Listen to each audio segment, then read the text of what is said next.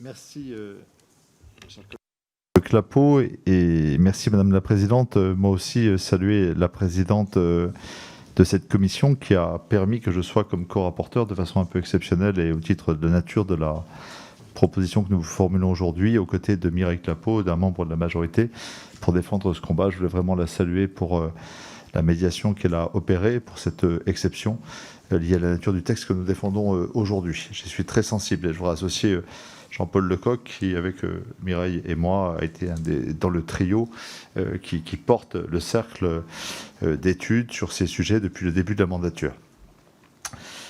Je voudrais simplement rappeler que cette proposition de résolution a été déposée au mois de juillet, qu'elle a recueilli, vous l'avez dit, près de 122, 123 signatures de nos collègues sur quasiment tout l'horizon politique de l'Assemblée nationale, et qu'elle a donné lieu à un colloque en septembre que nous avons co-animé avec Jean-Paul et Mireille Clapeau ici présentes.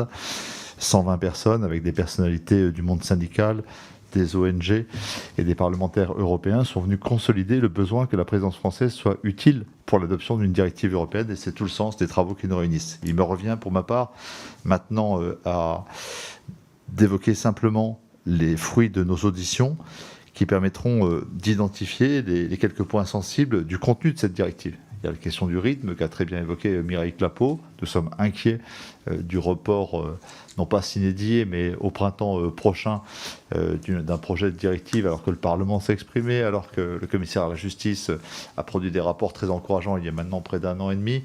Ce retard n'est pas sans nous inquiéter. Et ça a été un des champs des questions que nous avons le plus exploré avec toutes les personnes que nous avons pu auditionner. Mais très rapidement, c'est bien sur le contenu de cette directive que nous sommes venus au-delà de son calendrier. Je vais évoquer 3 points et Mireille Clapeau évoquera les 3 points suivants. Et puis, bien sûr, nous pourrons répondre à vos questions le cas échéant. La première question porte sur la question des seuils. Quelles entreprises sont concernées? C'est un sujet qui est tout sauf mineur. Je rappellerai simplement qu'en 2017, dans une négociation qui a été faite au finish, en fin de mandat, dans le dernier trimestre, dans le premier trimestre de 2017, une loi qui a été adoptée l'avant-dernier jour de la session. Vous imaginez, dans le contexte actuel, ce que ça veut dire? Ça veut dire le 25 février, en équivalent. Il a fallu faire des compromis, et le compromis sur la taille des entreprises nous a paru le moins honteux, dans le sens où nous savions qu'une directive européenne prendrait le relais, et que la nature même de la structure des entreprises de nos voisins européens nous inviterait à descendre ce seuil. Donc ça, c'est le premier acquis, et nous y sommes.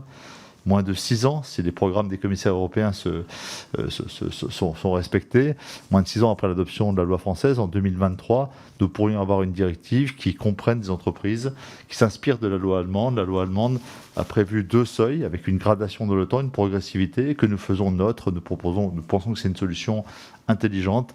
La loi française disait 5 000 pour les entreprises françaises et 10 000 pour celles qui avaient une activité en France et dont le siège était dans un pays tiers.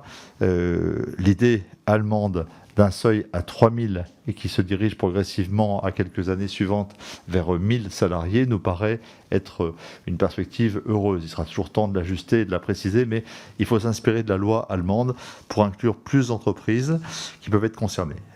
Dans la loi allemande, il y a une autre inspiration qui a été reprise par le Parlement européen, c'est d'envisager un seuil zéro qui permette de saisir des entreprises qui sont des donneurs d'ordre extrêmement puissants, sans pour autant avoir de salariés dans le pays hôte, mais qui, par exemple, dans les matériaux critiques, ou dans les nanotechnologies, ou dans des secteurs extrêmement sensibles, peuvent avoir un pouvoir d'influence qui est sans commune mesure avec le nombre de salariés qu'ils ont dans leur pays. Et là encore, les Allemands, nous n'attendons pas moins d'eux, du dialogue européen, dans ce qu'il a de meilleur, nous invitent à explorer la voie d'un seuil zéro pour certains secteurs d'activité. Il s'agit bien sûr de ne pas embêter les PME, les TME qui n'ont rien à voir avec les démarches d'import-export, qui relèvent d'une DREAL et d'une inspection du travail qui fait parfaitement le travail dans notre pays et dans la plupart de nos pays voisins européens. Il s'agit bien d'identifier les entreprises concernées par les risques sur les droits humains et l'environnement et donneur d'ordre en France. L'idée de la progressivité, d'un seuil zéro, et en tout cas d'une inspiration allemande, semble acquise. Nous en réjouissons.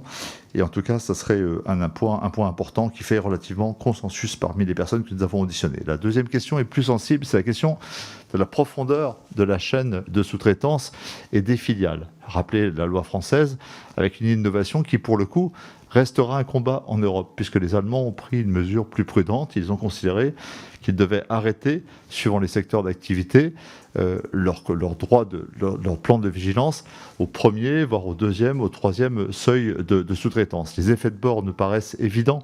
Il suffit de reporter au quatrième niveau de sous-traitance ou à un niveau de filiation plus éloigné les risques pour chercher à produire moins cher et pour potentiellement provoquer, encore une fois, des atteintes aux droits humains, sécurité du travail, travail des enfants et atteinte à l'environnement. Donc nous proposons largement de reprendre l'idée de la loi française qui s'inspire du Code du commerce et qui a une formule qui est donc renseignée, documentée, étayée, qui fait l'objet d'une jurisprudence tout à fait établie. C'est le lien commercial établi. Au-delà du niveau de sous-traitance, ce qui est important dans la loi française, c'est le fait d'avoir une relation continue, régulière, non pas une fois, mais récurrente, et puis significative en termes de volume. Autrement dit, ce n'est pas un acte de sous-traitance isolé, éphémère, qui va être pris en compte, mais bien le fait qu'on ait contractualisé, quel que soit le niveau de sous-traitance. Et vous savez que parfois les sous-traitants sont simplement des traders ou des opérateurs financiers ou des plaques commerciales qui, sur des interfaces asiatiques et mondiales, distribuent les marchés du monde. Donc, peu importe le nombre de plateformes par lesquelles nous serons passés, peu importe le nombre de sous-traitants du textile concernés par l'accident du travail, dès lors qu'un lien commercial a été établi, le donneur d'ordre, ceux qui possèdent les capitaux et le pouvoir économique seront tenus pour responsables. La loi française, autant nous devons nous inspirer de la loi allemande pour les seuils, autant pour la profondeur du champ exploré, la loi française reste exemplaire, si tant est que nous trouvions sur le plan juridique une définition équivalente, ce qui est un débat que nous remettons bien sûr à la Commission. Il reste la question des champs, et j'en terminerai sur ce point. La France avait innové parce que j'ai toujours appelé une vigie à 360 degrés sur les questions des droits de l'homme et de l'environnement. Les choses sont moins claires à l'échelle européenne. Le monde de l'entreprise, par exemple, accepte l'idée de travailler sur les droits humains et plus réservé sur les questions d'environnement, parce qu'il y a une question de taxonomie, de champ d'expérience, moins documenté et moins limité. Nous plaidons totalement pour que nous reprenions l'esprit français, qui est à mon avis le sens de la modernité, c'est que les droits de l'environnement sont des droits humains. Et qu'on ne peut pas dissocier la question sociale et la question environnementale. Les questions environnementales ont des implications sociales, et les dégradations de vie sociale, les inégalités provoquent des dégradations de l'environnement. Les deux sont intimement liés. Je crois que c'est assez acquis aujourd'hui. Et nous devons avoir un focus 360 degrés avec une question que nous avons laissée en suspens parce qu'elle est vertigineuse. C'est ce qu'on pourra demain ester en justice au nom du dérèglement climatique.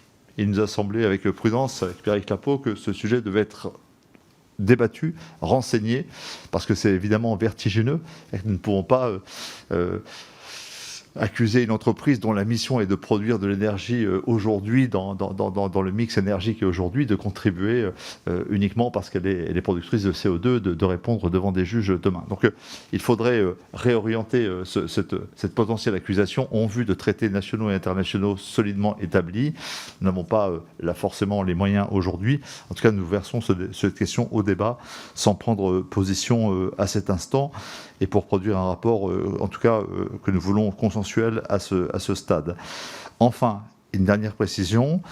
Dans la loi française, au même moment, en 2016, et autour de Michel Sapin, qui a joué un rôle très important dans l'adoption de cette loi comme ministre de l'économie dans la dernière période de la mandature, la loi Sapin 2 a pris en charge les questions de corruption et s'est doté des instruments publics, on va y venir, ad hoc pour lutter contre la corruption, pour toutes les seuils d'entreprise, sans distinction.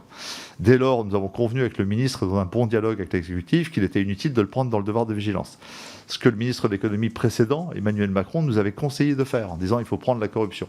Comme on l'avait fait dans Sapin 2, on a considéré que c'était inutile. Or, les chefs d'entreprise, le MEDEF, la FEP, nous ont signalé que les autres pays européens ne disposent pas tous de l'équivalent de la loi Sapin 2, qui passait sous les radars médiatiques, a tout de même remis la France au plus haut niveau des standards de lutte contre la corruption et contre la mauvaise économie.